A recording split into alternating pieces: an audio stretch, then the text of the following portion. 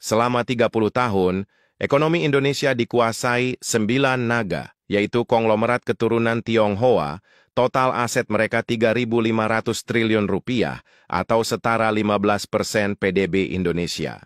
Namun akhir ini muncul penantang serius 9 haji, taipan muslim dari daerah yang menguasai batu bara, sawit, dan emas. Mereka nggak pamer di Instagram kayak crazy rich, tapi diam-diam kontrol rantai pasokan yang bikin Indonesia jalan.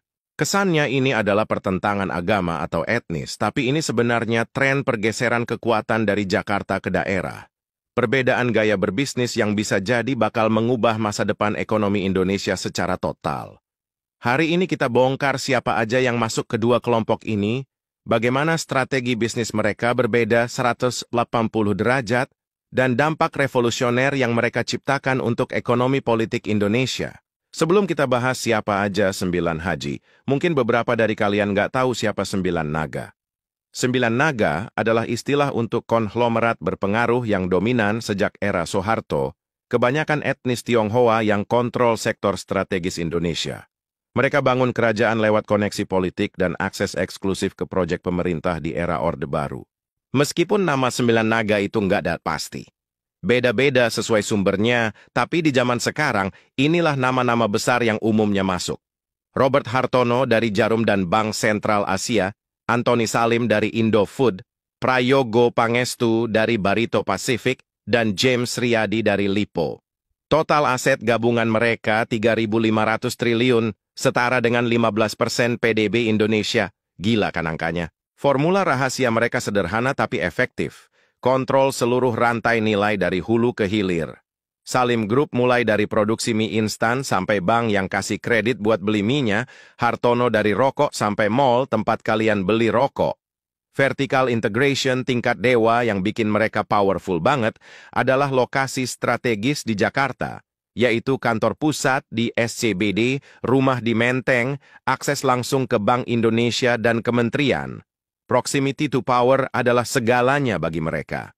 Tapi sekarang dominasi mereka mulai goyah, ada kekuatan baru yang muncul dari daerah dengan pendekatan bisnis yang benar-benar berbeda. 9 haji. 9 haji adalah istilah untuk kelompok pengusaha muslim berpengaruh dari daerah yang menguasai sumber daya alam seperti batu bara, sawit, dan tambang. Mereka disebut-sebut bakal geser dominasi 9 naga yang udah puluhan tahun mendominasi ekonomi Indonesia. Oke, siapa sajakah 9 haji ini? Ayo kita bahas satu persatu. Pertama, Haji Isam, si mantan sopir truk dari Bone yang jadi Raja Batubara Kalimantan Selatan, pendapatan John Lynn Group-nya 50 triliun per tahun, rumah 20 hektar dan jet pribadi. Ini baru the real perintis, tidur paling malam, bangun paling pagi. Kedua, Haji Kala, dari dinasti otomotif Sulawesi yang kontrol distribusi Toyota dan Kia se-Indonesia Timur. Bisnis mereka udah jalan dari tahun 1952. Anaknya, Yusuf Kala, merupakan mantan Wapres Indonesia. Hal ini membuatnya jadi haji dengan jaringan politik paling kuat di antara 9 haji. Ketiga, Haji Aksa, dari Bosowa Group, kisahnya epik banget. Dulu jual es balok dan kurma, sekarang jadi Raja Semen Sulawesi, pabrik Bosowa di Maros, sudah mensuplai semen untuk infrastruktur Makassar sampai Jabodetabek. Keempat, Haji Rashid, Crazy Rich, Kalimantan Tengah dengan 115.000 hektar sawit dan jadi perkebunan terbesar di Indonesia, pernah masuk Forbes 2018 dengan kekayaan 600 juta dolar. Tapi dia juga paling kontroversial karena dituduh perusak Taman Nasional Tanjung Puting. Kelima, Haji Leman, legenda bisnis Kalimantan Selatan yang mulai bisnisnya dari angkutan sungai pada tahun 1966, Hasnur Group miliknya.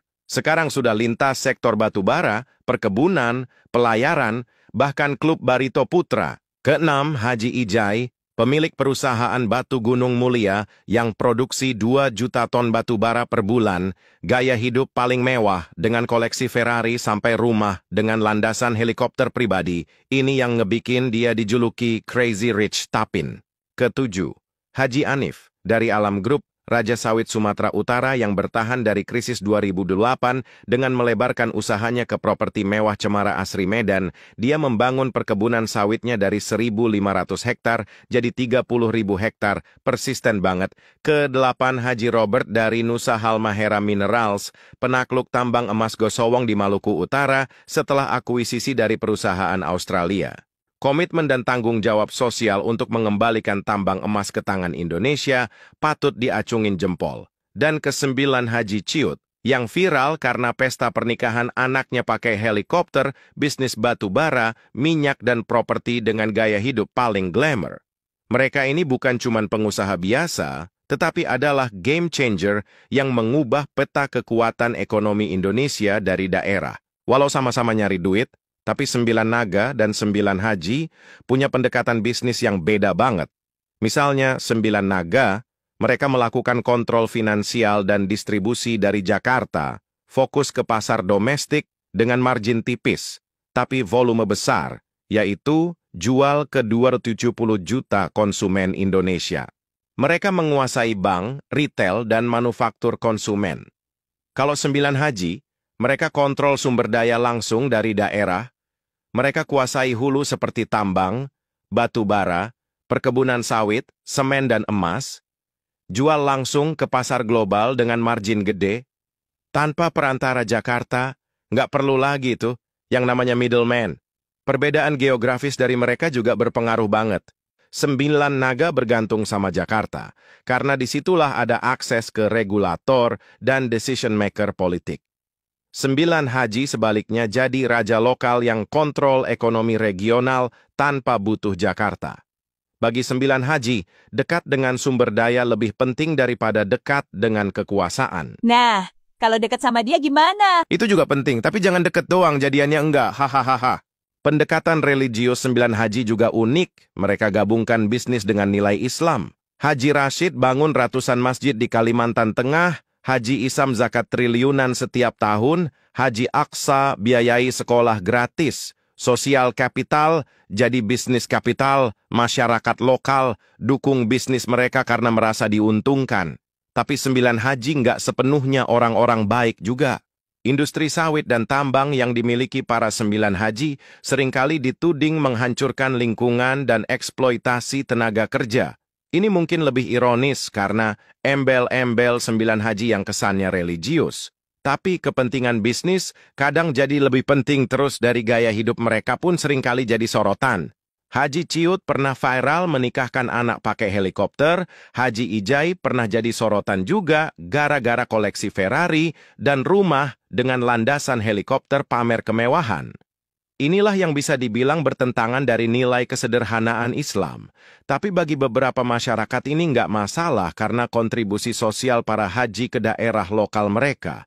Menurut data dari Forbes, dari 50 orang terkaya di Indonesia, cuma 12 yang Muslim, padahal 87% penduduk beragama Islam.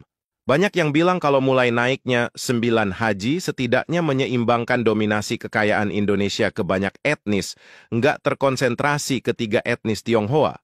Dan fenomena ini emang fakta dan nggak cuma terjadi di Indonesia saja. Di Malaysia juga sama.